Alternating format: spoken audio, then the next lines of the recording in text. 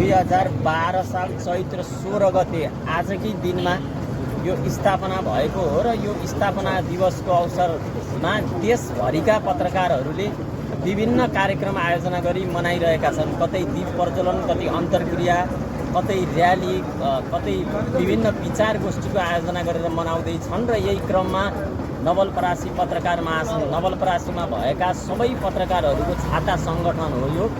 यसले चाहिँ आज दीप प्रज्वलन गरेर यो दिवस मनाउँदैछ। यो दिवसको अवसरमा यो रामग्राम नगर क्षेत्रमा रहेका युवा साथीहरूले जुन एकबद्धता जनाउनु भएको छ, त्यसको लागि म समग्र नवलपरासीका पत्रकारहरूको तर्फबाट र पत्रकार महासङ्घको तर्फबाट तपाईँहरूलाई धेरै धेरै धन्यवाद दिन चाहन्छु। पत्रकार महासङ्घ जहिले पनि प्रेस स्वतन्त्रता र नागरिक अभिव्यक्ति स्वतन्त्रताको बारेमा लड्दै आएको छ।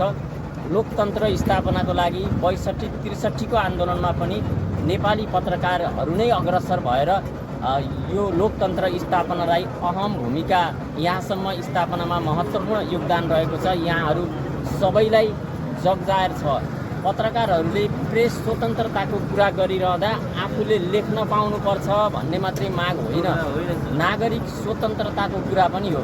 जबसम्म अभिव्यक्ति स्वतन्त्रता हुँदैन, जबसम्म बोल्न पाउँदैनन्, तबसम्म उनीहरूका अधिकारहरू बाहिर आउन सक्दैनन्। त्यसको नागरिकहरू जहिले पनि मर्कामा पर्दा सोझै आफ्ना समस्याहरू सरकारलाई पुर्याउन सक्दैनन्। त्यो माध्यम भनेको प्रेस हो।